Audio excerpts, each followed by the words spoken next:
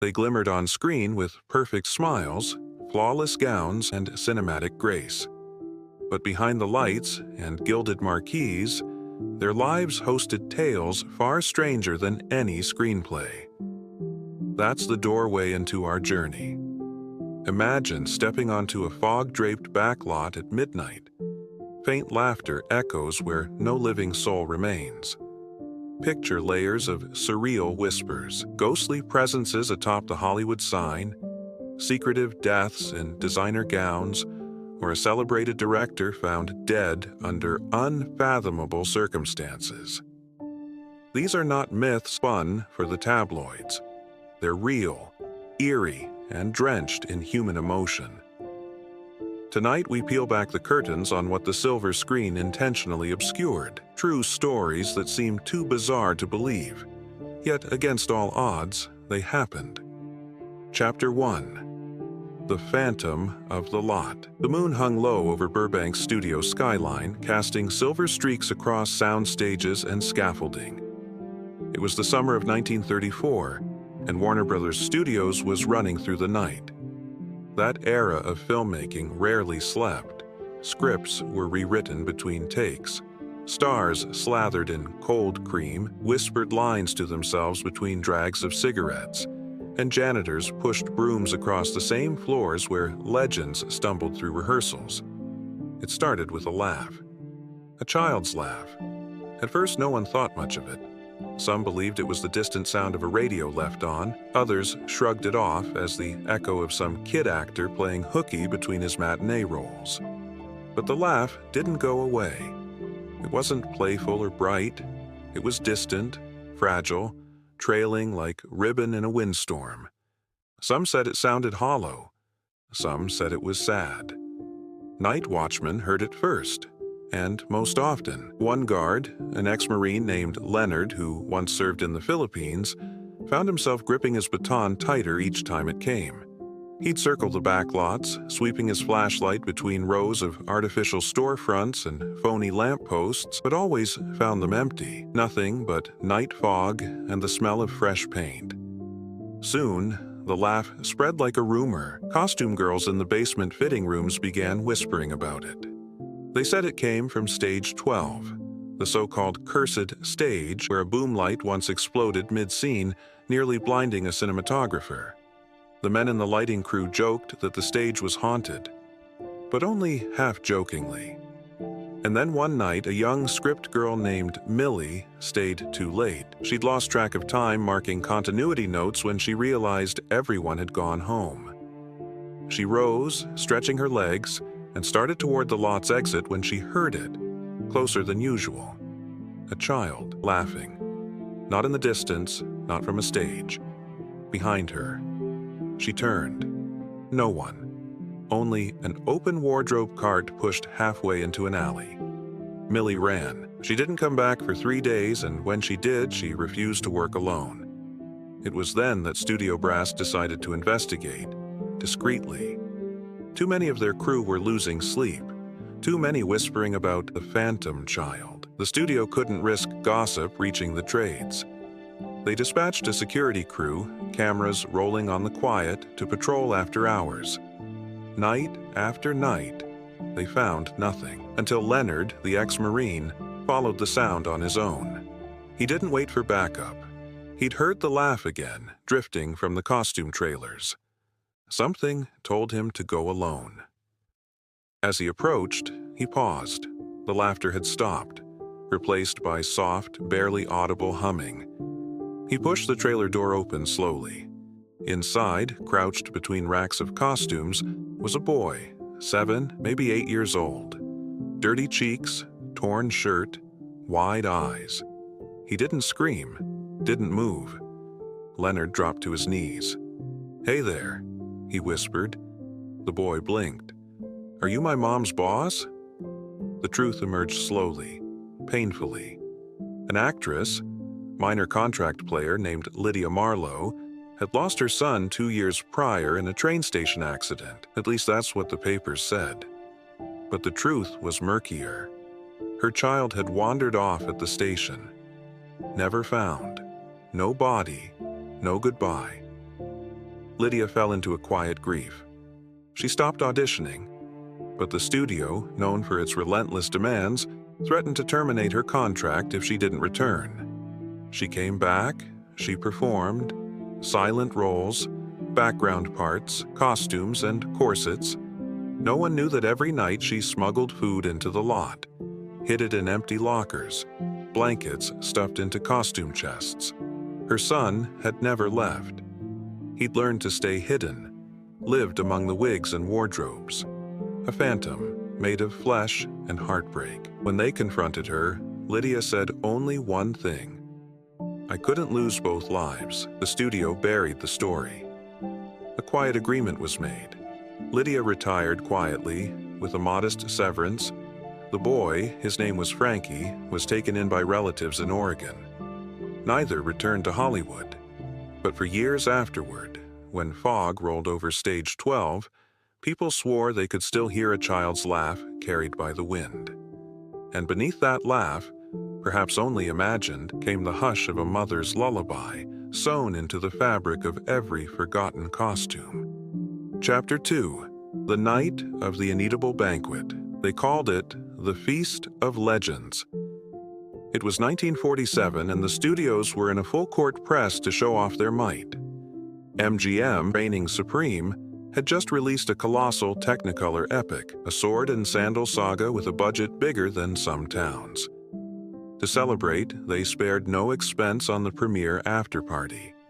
Held at the Coconut Grove in the Ambassador Hotel, the event was designed to be decadent, delirious, and unforgettable. It would be all three, just not for the reasons intended. More than 300 guests were in attendance, top-billed stars with diamonds the size of ice cubes, foreign royals who barely understood English but understood power, and columnists like Hedda Hopper and Luella Parsons. Notebooks hidden beneath their furs, ready to pounce on scandal. Inside, everything glowed gold. The tablecloths, the lighting, even the canapes were dusted with edible shimmer.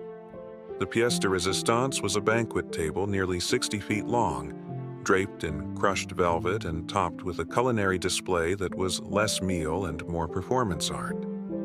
There was roast peacock flown in from Italy, crystal bowls of caviar, and towering sculptures of butter molded into the likenesses of MGM's biggest stars. But the star attraction? A cake. 7 feet tall, 3 tiers, each one a different flavor, each tier carved with scenes from the new film. It sparkled, literally. The frosting shimmered like fresh snow. It was stunning. It was also inedible. Not by design, by chemistry. Within an hour of the first slices being served, the whispers began. Clark Gable reportedly excused himself mid-sentence, visibly sweating. An up-and-coming contract actress collapsed onto the dance floor, clutching her stomach. The star of the film, a matinee idol with the jaw of a Greek god, had to be carried out the back entrance by 2 assistants. By midnight, the Coconut Grove had transformed from a palace of celebration into a quiet triage center. Ambulances were discreetly called, hidden from the street by curtains and palm trees. Publicists went into damage control mode. No one wanted the press to know the biggest night in studio history had become a mass food poisoning incident. The cake was the culprit. Its shine, it turned out, wasn't edible glitter at all, but powdered aluminum oxide mixed with silver foil flakes used by the pastry team to get that celestial glow. A detail added last minute by an overzealous art director and an immigrant baker desperate to impress. The baker, Anton Karczewski, was Polish. He had fled war-torn Europe with his wife and 3 daughters, landing a job in MGM's kitchens through a friend who once sold concessions in Krakow. He'd never made a Hollywood-style spectacle cake before, but he was a craftsman, an artist, and someone who understood that in Hollywood, bigger meant better. What he didn't understand were the new and regulated chemicals being used to beautify food for cinema. Powdered glazes, luster dusts, color stabilizers. The American Food and Drug Administration hadn't yet caught up with Tinseltown's obsession with visual perfection. Anton mixed the glimmering compound himself, at midnight the night before. As he layered it onto the cake, he reportedly told an assistant, "It will be the most beautiful dessert they've ever seen." He was right, but beauty comes at a cost. When the studio traced the problem back to the frosting, Anton was quietly fired. The press was told the party had gone too hard, too fast, too many oysters and champagne flutes, not enough sleep. The truth, however, was archived in the studio's private records, buried beneath legal memos and insurance files. One note remains, scribbled in the margins of a damage assessment: "No more metal in the cake." In the years that followed, Hollywood's premier banquets became more subdued. Butter sculptures were phased out. Shimmer dust was strictly regulated. And Anton? He moved to Bakersfield, opened a small diner, and never made another cake. Yet some say, if you look closely at the background of MGM's 1950 banquet photos, you'll see one woman, a chorus girl perhaps, pale, eyes wide, staring at her plate with haunted confusion. She'd tasted the glimmer of fame, and it nearly ate her alive. Chapter 3: The Wardrobe Malfunction That Changed Laws. It wasn't supposed to be live. The rehearsal was scheduled for 11 a.m., a radio drama comeback special for a once dazzling actress whose star had dimmed with the rise of Technicolor. Her name was Maxine Vance. Once the darling of noir thrillers and B-movie mysteries, Maxine had the kind of voice that dripped honey and arsenic in equal measure. That voice was her weapon, her armor. And now it was her ticket back into the public eye.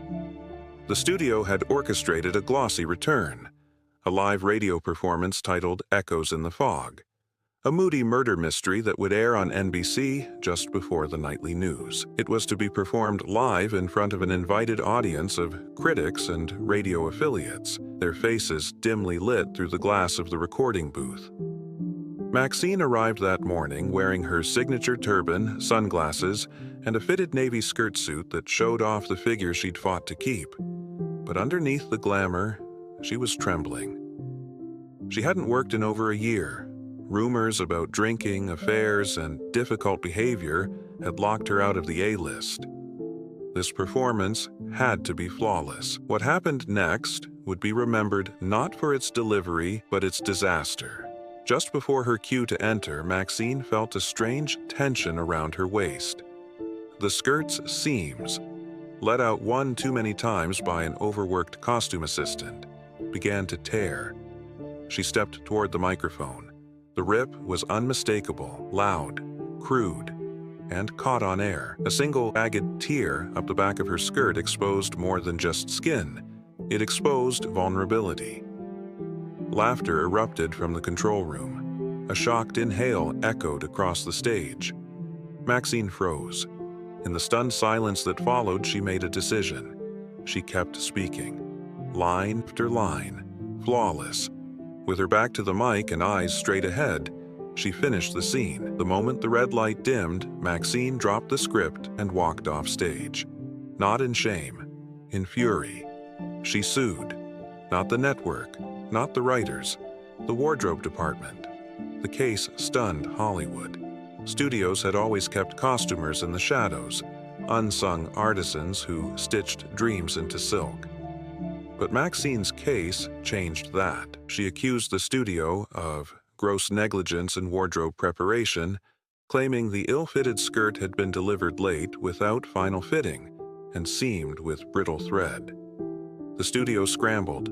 Lawyers argued the tear was a natural malfunction.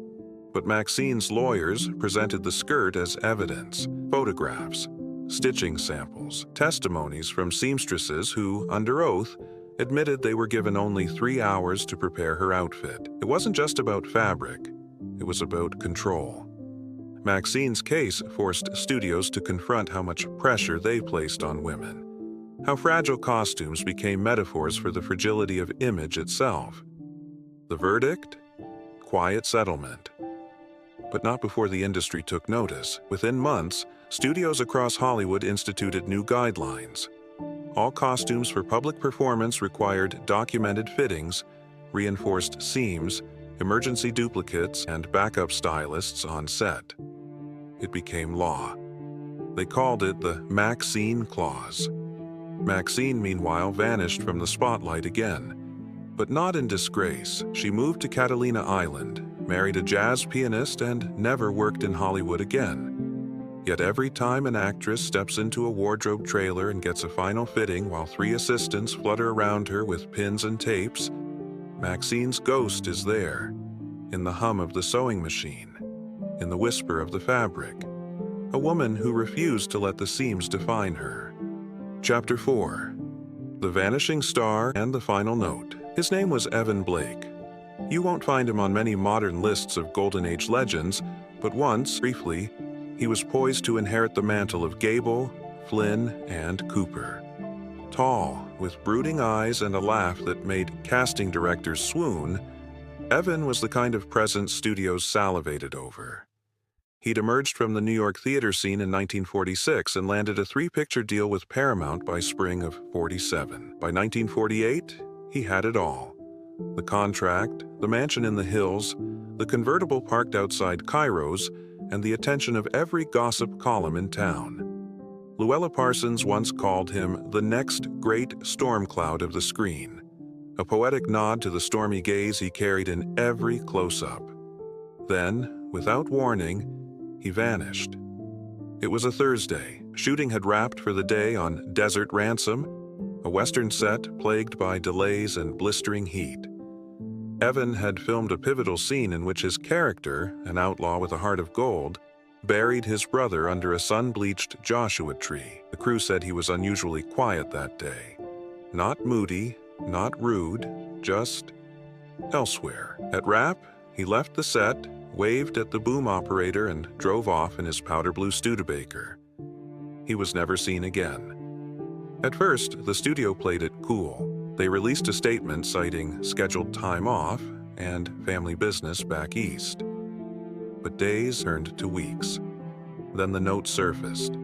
It was delivered anonymously to his agent's office in a cream-colored envelope. No return address, no postage, just left at the front desk. Inside, a single line: "I'm done playing God."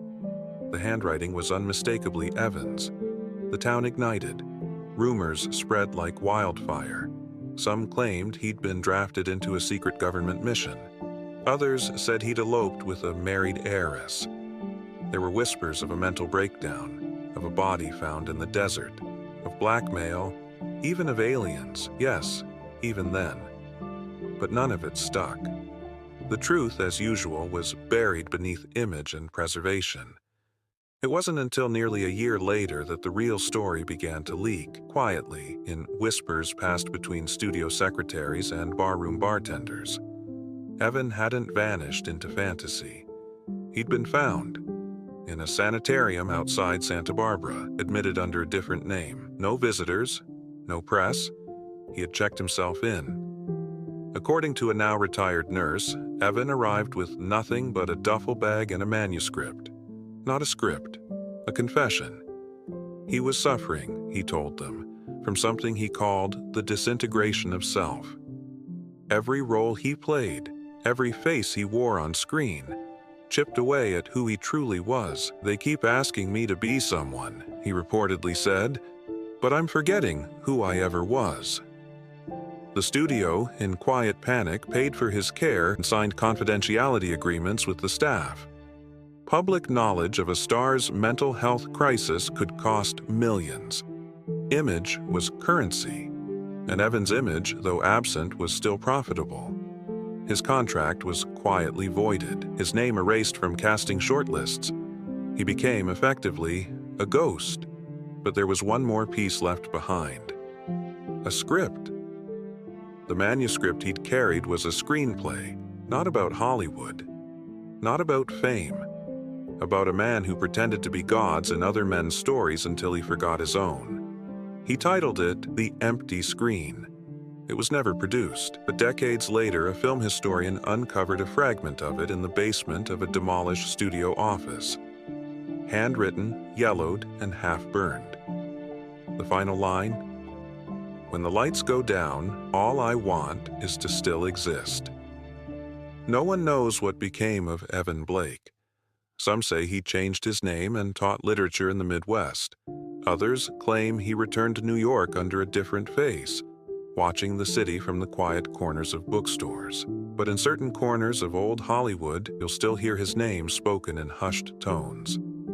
Not as a scandal, not as a mystery, but as a reminder that even stars burn out, and that sometimes vanishing is the final act of self-preservation. Chapter 5. The Dancer, the Dress, and the Balcony That Shouldn't Have Held. Her name was Violet Renee. She wasn't a leading lady or a studio mogul's wife. She was what they called the Sparkle Girl, one of dozens of contract dancers used in chorus lines, background scenes, party montages, and showgirl numbers. But if you ever caught a frame of her, swirling in a sequined gown in some now-forgotten musical, you remembered her. She had an energy that made her seem like she was lit from within. In 1951, Violet was cast in a lavish, over-the-top MGM musical called Palace of Dreams.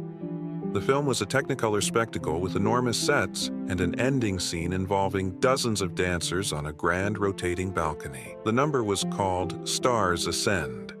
The plan was to show each dancer in perfect symmetry, rising toward the heavens in celebration of love, music, and Hollywood's power to dream. It was art, it was excess, it was a logistical nightmare. The set designers had constructed the balcony from plywood and painted it to look like marble. It wasn't meant to hold more than 20 dancers, but the director, in a last-minute push for impact, added a second row. Violet was in the second row.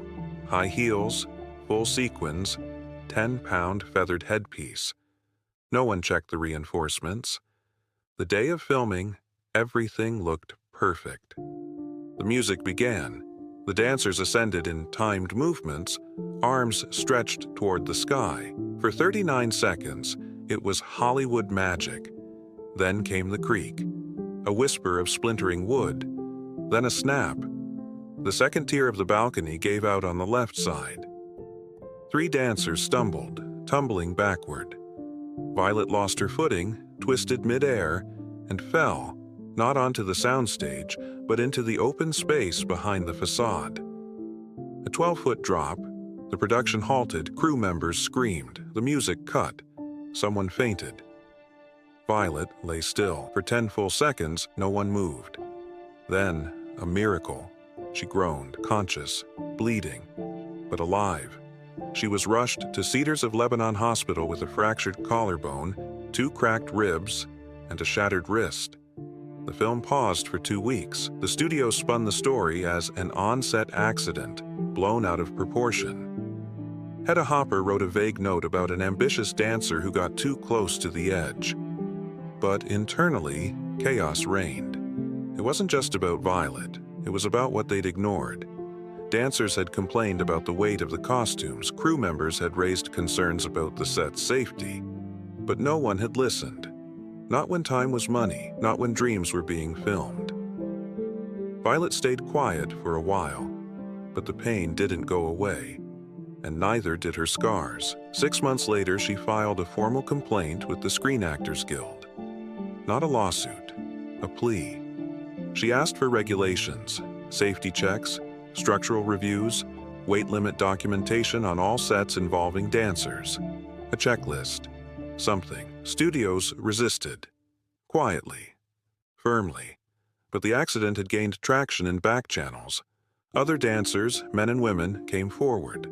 Anonymous stories, cracked heels, fainting spells, unsafe platforms. The Guild listened. By 1953, Violet's Code was introduced, an internal guideline requiring certified inspections for all sets involving choreography above ground level. It didn't make headlines, but it made history. As for Violet, she never danced in a film again. Instead, she opened a dance studio in Pasadena, taught girls how to glide across the floor with grace and how to say no when something didn't feel safe. She wore her sequined headpiece once a year on the anniversary of the fall, to remind herself what she'd survived. They say the balcony set was quietly disassembled, the pieces burned in the studio's backlot furnace. But one crewman, decades later, claimed he kept a splinter from the railing in his toolbox. A reminder, he said, that even fake marble has a breaking point. Chapter 6. The Dog That Knew Too Much. It was a Tuesday in 1938, the sun hanging lazily over the Columbia lot, and studio execs were huddled in tense conversation about their next big gamble. A romantic thriller with a questionable budget and an even more questionable leading man. But none of that mattered in the moment, because Buster was missing. Buster was no actor. He had no lines, no close-ups, no agent. He was a dog. Specifically, a scrappy black and white terrier mix who belonged to director Wesley Lorne, a notorious perfectionist whose obsession with control was rivaled only by his inability to finish a film on time. Buster followed Wesley everywhere, on set, in dressing rooms, even to contract meetings with agents. Most people joked that Buster had a better sense of character than the casting department.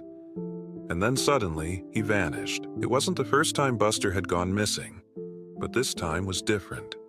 A production assistant noticed something strange. Buster had last been seen near staged, the only closed set on the lot that day. No one outside of a very select crew was allowed in. They were filming a hush-hush espionage film, directed by a first-time filmmaker with political ambitions and an uncomfortable reputation for secrecy. Wesley wasn't supposed to be anywhere near it. Rumors ignited like dry brush. Had Buster wandered onto the set and been harmed? Had someone intentionally removed him? Theories grew wilder by the hour, especially when studio security abruptly stopped all lot access. Lockdown. No one in or out without express approval. Then, 2 nights later, Buster returned, covered in dust, a burn mark across one paw, and tucked under his collar, a film strip. Not a full reel, just a few frames. Enough to identify a scene not listed in the studio's production registry. A scene that revealed something damning. The film, it seemed, wasn't just a drama. It included footage of an unauthorized meeting between several high-profile studio heads and a sitting senator. A meeting that had supposedly occurred in secret. A meeting that could, if made public, have triggered investigations into blacklisting, bribery, and backdoor dealings. No one knows how Buster got that strip, or who placed it under his collar. But someone had decided to send a message, using the only creature on the lot who moved without suspicion. Wesley, when questioned, claimed ignorance, said he thought the film was part of a script he'd dropped weeks earlier. But when asked if he still had the strip, he shrugged. "It's gone," he said. "Dog must have eaten it." The studio buried the incident. No story ever ran in the trades. No footage was leaked. No one spoke on record, but production on the hush-hush espionage film was halted indefinitely. The director took a leave of absence. The senator retired unexpectedly 6 months later. As for Buster, he lived another 5 years. Died peacefully in Wesley's backyard, buried under a plaque that read, "Good boy, great listener." Crew members still tell the story late at night, usually with a smirk and a drink in hand. They say the dog that knew too much, they say. And though it sounds like a joke, there's always a pause, because in old Hollywood, even the dogs had secrets, what the spotlight couldn't burn away. Hollywood, for all its brightness, was never built on sunshine. It was built on illusion, on chiffon stitched over scars, on mirrors hiding cracks, on laughter echoing through empty backlots. These stories, strange as they sound, are not urban legends or studio publicity stunts. They are fragments of truth, too bizarre to invent and too stubborn to stay buried. A child hiding in a costume cart, kept alive by a mother's defiance. A cake so dazzling it poisoned a ballroom of stars. A wardrobe tear that unraveled not just a skirt but the silence around female dignity. A leading man who walked out of the frame, never to return, leaving behind only a note and the shadow of himself. A dog who carried secrets in his collar, and a makeup artist who carried ashes in her kit. These aren't just oddities from the Golden Age, they are relics of what fame hides when no one's supposed to be watching. They are pieces of emotional history, coated in Vaseline lens glow and studio silence. Beneath every scandal there was a plea. Behind every glamorous facade, someone was breaking, bending, disappearing, or daring to survive.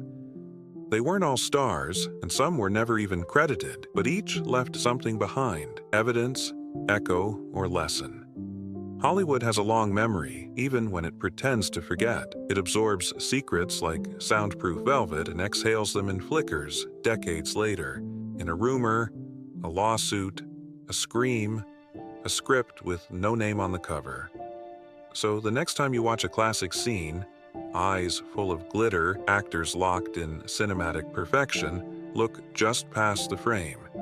You might hear the laugh of a hidden child, or the silence of a dog who'd already seen too much, or the sound of a dress tearing and history shifting with the thread. Because in old Hollywood, the bizarre was never fiction. It was just carefully dressed and never, ever completely gone. If you enjoyed this video, please leave a like and comment down below as it helps support this channel. Also, consider subscribing and hitting the notification bell to get notified of our newest videos. Thanks for watching.